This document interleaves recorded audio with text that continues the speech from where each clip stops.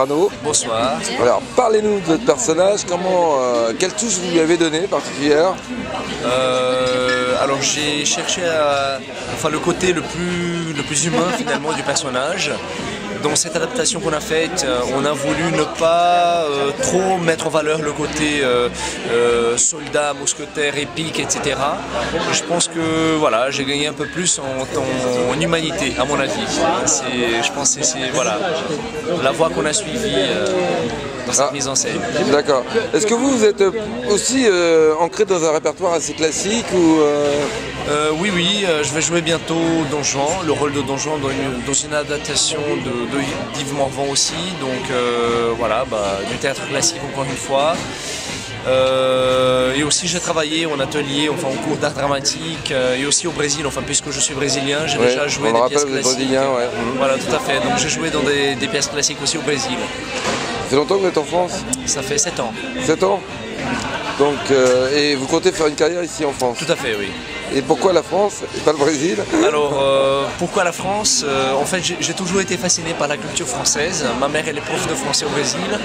Et donc j'ai grandi en contact avec la culture française. Et voilà, c'est pour ça en fait. C'est votre maman plutôt qui vous a donné... Tout à fait, oui. Ouais, okay.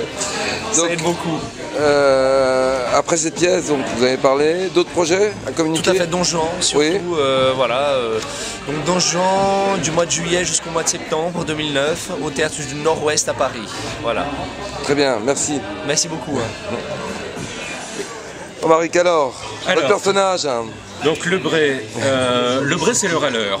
Ouais. Donc ça vous va bien? Oui, oui, c'est pas un rôle de composition, j'arrête pas de râler, effectivement. Ouais. Non, en fait, c'est un petit peu évidemment le confident et le grand frère de Cyrano, par rapport à leur relation. Mais dans l'adaptation d'Yves, le Bré est en fait un mix de Lebré et de Carbon de Casteljaloux. Donc il est aussi le supérieur hiérarchique de Cyrano, entre Cyrano et De Guiche. Ce qui fait qu'il peut se permettre de répondre à De Guiche et de ne pas s'en laisser compter. Et en même temps, vis-à-vis de Cyrano, d'avoir vraiment une autorité bourrue, certes, mais une autorité quand même, et qui lui donne encore plus de répondants par rapport à la version originale de Rostand, où le Bré est seulement le confident. Là aussi, il y a aussi un rapport de pouvoir que je peux développer. Ça donne une note différente à ce Lebré-là. Vous avez beaucoup d'affinités pour le théâtre classique? Oui, parce que j'ai un physique à ça, puisqu'on raisonne beaucoup en termes d'emploi en France. Donc quand on porte un corsaire comme je le fais, des cheveux bouclés, quand on a une voix un peu particulière, qu'on a un physique... Alors c'est votre style de vie alors? Non.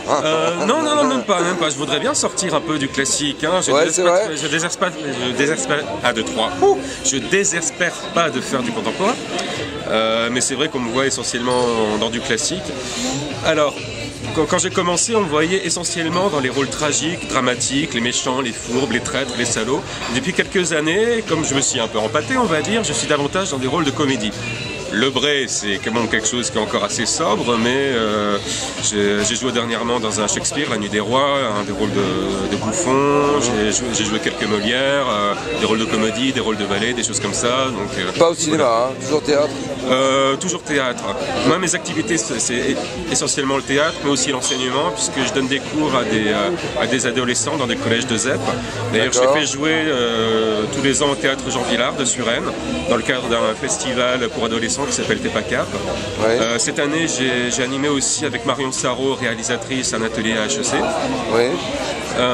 Et puis à partir de l'année prochaine, je vais participer à la construction d'un atelier de perfectionnement pour comédiens professionnels, où j'animerai des ateliers d'écriture. Donc vous restez très ancré sur le spectacle vivant, donc oui. Pas de projet au cinéma, pas d'envie particulière, pas de... Évidemment, si on m'en propose, je dirais pas non, je cracherai pas dessus, mais c'est vrai que je suis d'abord attaché à la transmission, à l'enseignement. Donc pour Rien au monde, j'abandonnerai mes cours. mais aussi à l'écrit, parce que je suis aussi auteur, j'écris pour mes élèves, mais j'ai aussi écrit quelques pièces, j'ai été publié. Et en ce moment, d'ailleurs, au Théâtre du Nord-Ouest, se joue un autre spectacle, vous vouliez pas, oui, d'accord. Voilà, Casanova chez Sylvia, qui est vraiment quelque chose qui me tient très à cœur. C'est une pièce de commande, mais j'en ai fait quelque chose que je me suis approprié. On viendra vous voir. J'espère bien. On va venir vous voir. Merci. Merci beaucoup. Mathieu, vous avez essayé de faire sortir quel trait de votre personnage? Ouais, moi, ce qui m'intéressait dans le personnage de Guiche, c'était d'en faire un personnage justement complexe, de ne pas faire ressortir que son côté méchant. C'était trop manichéen, trop blanc, trop noir.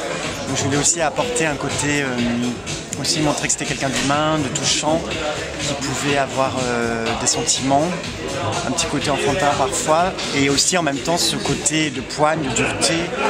Et voilà, donc ce que j'ai voulu apporter, c'est cette dualité, pas en faire juste un méchant pur et dur, mais aussi un être humain. D'accord. Actuellement, vous n'avez pas d'autres actualités, mais juste avant, vous aviez joué... J'ai joué au Théâtre du Nord-Ouest dans l'intégrale de Molière, en fait, dans Les Amants Magnifiques, où je jouais le rôle de Louis XIV, et dans Le Médecin Volant, je jouais le rôle de Valère. Donc ça, j'ai joué sur tout l'intégrale Molière qui s'est terminée récemment, en fait.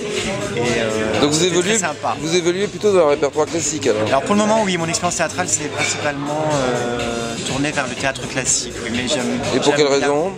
C'est un peu le hasard des rencontres et des choses qui a fait ça, mais j'aime bien aussi le contemporain. J'aimerais bien m'y toucher aussi à ce genre de choses. Je trouve ça intéressant. Merci Mathieu. Voilà, je vous en prie.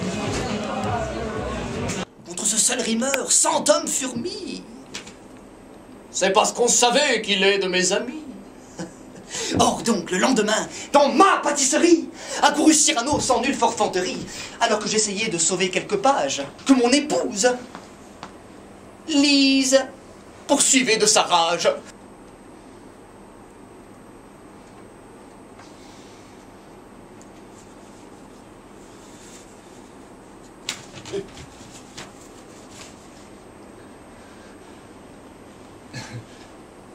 Que l'instant entre tous les instants soit béni, ou cessant d'oublier qu'humblement je respire.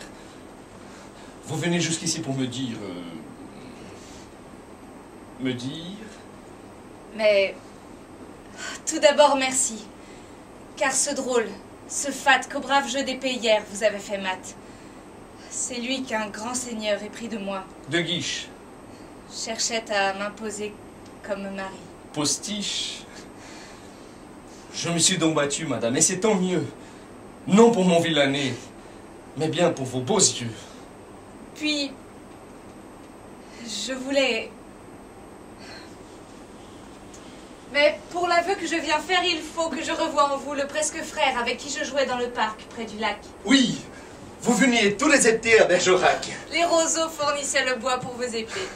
Et les maïs, les cheveux blonds pour vos poupées. C'était le temps des jeux. Des murons égrelets. Le temps où vous faisiez tout ce que je voulais. Roxane au Jouponcourt s'appelait Madeleine. J'étais jolie alors. Vous n'étiez pas vilaine. Parfois, la main en sang de quelques grimpements vous accouriez.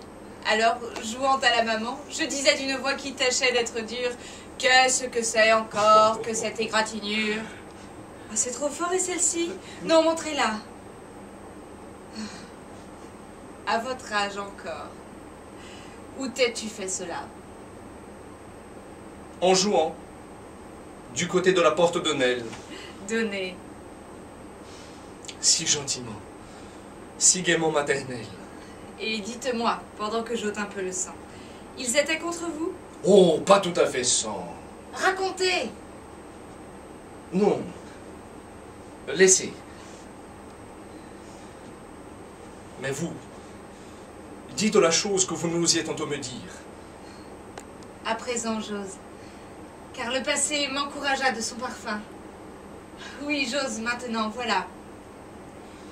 J'aime quelqu'un. Ah. Qui ne le sait pas d'ailleurs. Ah. Pas encore. Ah.